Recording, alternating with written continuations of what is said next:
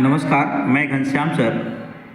मैं अपने चैनल में आप सभी प्यारे छात्र छात्राओं का हार्दिक स्वागत करता हूं। आइए एक्सरसाइज 1.2 का प्रश्न संख्या 6 देखते हैं, जो कि किसी भी स्टूडेंट के लिए एक प्रॉब्लम भी होता है, साथ साथ में ये क्वेश्चन इम्पोर्टेंट भी है। प्रश्न है, व्याख्या कीजिए कि 7 × 11 × 13 जोड़ 13 और 7 × 6 × 5 × 4 × 3 × 2 × 1 जोड़ 5 भाज्य संख्या क्यों है। ये प्रश्न ये कह रहा है, भाज्य संख्या क्यों है। आइए देखते हैं। प्रश्न दिया हुआ है 7 × 11 × 13 जोड़ 13। तो मान लीजिए आपके पास ए बराबर उपलब्ध है 7 × 11 × 13 जोड़ 13। एक संख्या दिया हुआ है और इसको थोड़ा सा और आगे बढ़ाइएगा तो आप कहिएगा कि सर 13 इसमें भी है और 13 इसमें भी है, तो कॉमन ले लेंगे। तो 13 जब कॉमन ले लेंगे तो क्या कितना बच जाएगा, 11 × 7 बचेगा, यानी 7 × 11। 13 दोनों में है ना, तो 13 निकाल लिए, तो इसमें 7 × 11 जोड़ इसके साथ 13 के साथ कुछ गुना में नहीं है, इसका मतलब कितना है, 1 है गुना में। तो 13 निकल गया, कितना बचा, 1। अब इसको और आगे बढ़ाइएगा तो ए बराबर 13 × 11 = 77 जोड़ 1।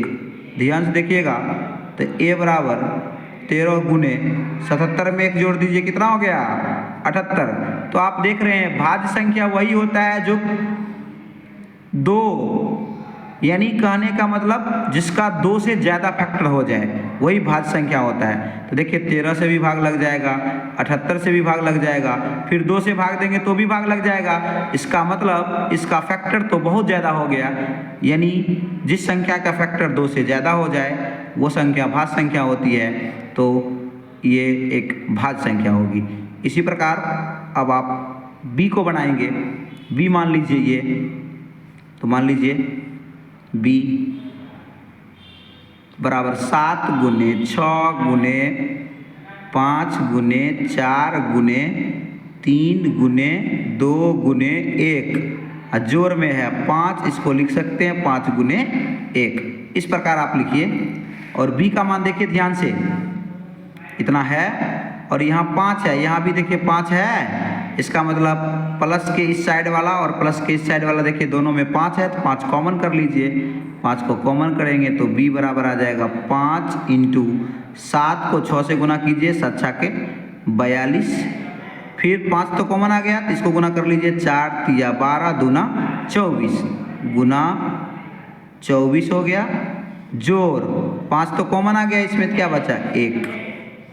ध्यान से देखिएगा, तो b बराबर आ गया 5 × इस दोनों को गुना कर लीजिए, तो ये आ जाएगा 1008 जोड़ 1।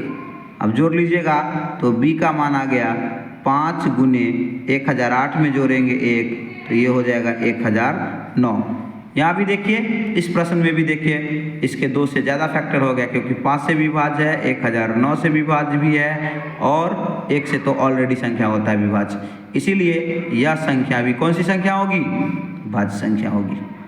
तो आप आसानी से लिख दीजिए, अतः ए और बी दोनों भाज्य संख्या होगी। ठीक है, क्यों होगी, यहाँ तो दिख भी रहा है, अन्यथा आप लिख दीजिए क्योंकि इसके 2 से ज़्यादा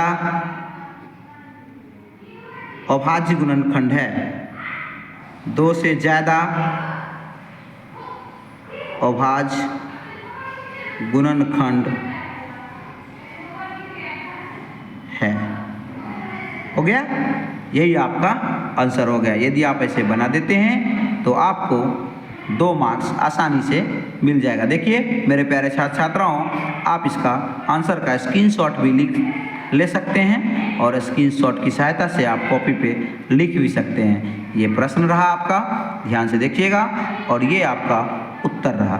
ये प्रश्न है, प्रश्न का ले लीजिए और ये उत्तर का स्क्रीनशॉट ले लीजिए और आप इसे आसानी से कॉपी में लिख करके 2-3 बार बना लीजिए। और मैं इन्हीं आशा और उम्मीद के साथ आपसे विदा लेता हूँ और अगले प्रश्न लेकर आऊँगा। तब तक के लिए धन्यवाद।